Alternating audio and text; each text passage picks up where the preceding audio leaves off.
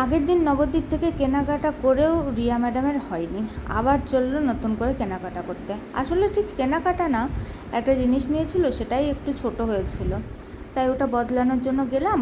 আর কিছু কেনাকাটা এখনও বাকি ছিল, সেগুলো সেরেই এখন চলে এসেছে রিয়া নিজের জুতো দেখবে বলে। এই জুতোটা বেশ ওর পায়ে ভালোই লাগছিল, কিন্তু অবশ্য ওর নাকি পছন্দ হয়নি। পছন্দ হলেও কালারটা আসেনি। ঠিক আছে, চলো সেখান থেকে বেরিয়ে এখন আমরা এসেছিলাম বালাজিতে।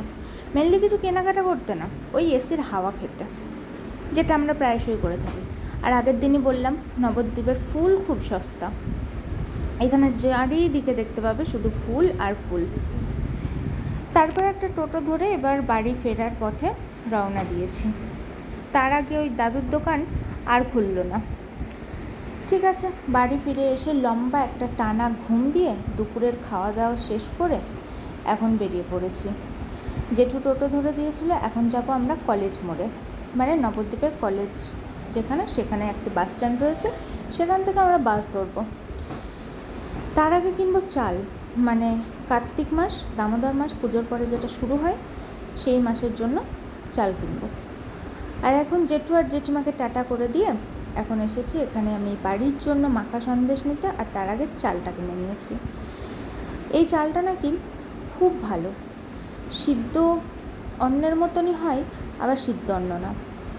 এখানে রয়েছে নেল এক্সটেনশনের একটি পার্লার, সেখানে রিয়াকে বললাম আমি নেল এক্সটেনশন করাতে চাই, তো বললো ঠিক আছে দে, আমি তোকে করিয়ে দিচ্ছি। ও মনোযোগ সহকারে এটা করে আমার কাছে ডিমান্ড করেছিল প্রায় 3,500 টাকা। ঠিক আছে, কিছু করার নেই। অবশেষে কী আর করব, দাঁড়িয়ে দাঁড়িয়ে বোর হচ্ছিলাম আর গরম ফিল করছিলাম, মারাত্মক সেদিন গরম ছিল।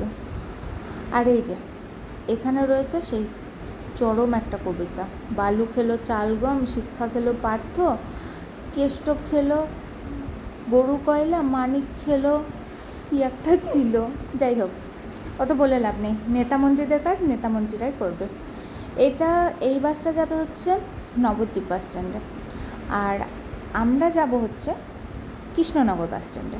সেখান থেকে বাস ধরে তারপরে বাড়ি ফিরবো। এই যে বাস চলে এসেছে, উঠেও পড়েছি।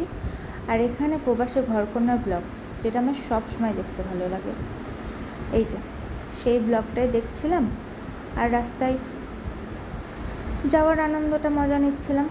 আর সেদিন জানো তো ঝমঝমিয়ে বৃষ্টি হচ্ছিল, বৃষ্টিটা উপভোগ করতেও দারুণ লাগলো। আর এখানে রিয়া নিজের ফোনে লোকের কমেন্ট করে বেড়াচ্ছে। যাই হোক, ওর কাজ করছে, আমি আমার ব্লগ দেখা শেষ করে এখানে বৃষ্টি উপভোগ করছিলাম। প্রায় চলে এসেছি কাছাকাছি। যাই বলো আর তাই বলো, বহরমপুর থেকে আমার কৃষ্ণনগরটা বেশি ভালো লাগে। আর এটা হচ্ছে নবদ্বীপ ধাম, মানে নবদ্বীপ স্টেশন। নবদ্বীপ স্টেশনের ওই জায়গাটা ভিডিও করার কারণ হলো ওই স্টেশনটা খুবই ভালো লাগে, কারণ হচ্ছে এত বড় জায়গা জুড়ে রয়েছে আর এত খোলামেলা, কখনো ঘুরে আসলে বুঝতে পারবে। আর এটা হলো নবদ্বীপ গঙ্গা, আর তার উপর দিয়ে রয়েছে বহু যাত্রীদের যাতায়াতের জন্য একটি ব্রিজ। ওই দিকে রয়েছে ট্রেনের, আর এই দিকে রয়েছে রাস্তার, মানে মানুষজন, বাস, গাড়ি, ট্যাক্সি ইত্যাদি ইত্যাদি। যাই হোক, বাইরের বৃষ্টিটা এত সুন্দর ওয়েদারটাকে ঠান্ডা করে দিয়েছিল, আর কোনো কিছু বলার ভাষাই নেই। আর দেখো এত পরিমাণে জল বেড়েছে, চাষের জমিতে পর্যন্ত জল ঢুকে গেছে, প্রচুর পরিমাণে জল বেড়েছে। এই যে এদিকে দেখলেই বুঝতে পারবে, চাষের জমি প্রায় থই থই। যখন মানুষের জলের দরকার হয় তখন ভগবান বৃষ্টি দেয় না, আর যখন জলের প্রয়োজন নেই তো এখন তো ভরা গঙ্গা। কী আর বলবো, ভগবানও ক্ষিপ্ত মানুষের এই এত অত্যাচারের জন্য। প্রায় কাছাকাছি চলেই এসেছি, এবার নামবো। নেমে এবার আমরা পাটিকাবাড়ি ঘাট যাওয়ার বাস ধরে নিয়েছি। এই যে এই রাস্তাটা আমার অল টাইম ফেভারিট। এই দুই দিকে মাথার উপর দিয়ে গাছ পড়ছে আর মাঝখান দিয়ে রাস্তা, পরিবেশটা উপভোগ করতে করতে এখন বাড়ির উদ্দেশ্যে রওনা দিচ্ছি। কাছাকাছি চলে এসেছি। আর মনে মনে ভাবছি কতক্ষণে গিয়ে গোপালকে তার নিজের জিনিসগুলো আমি দেখাবো। ওর জন্য কেনাকাটা করেছি, ও নিশ্চয়ই জানে, তবুও ওকে না দেখালে হয়?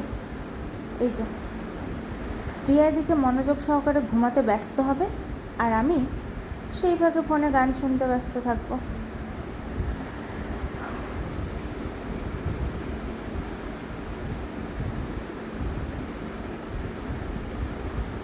প্রায় কাছাকাছি চলে এসছি, এবার আর কি, এবার শুধু কিছু সময়ের অপেক্ষা।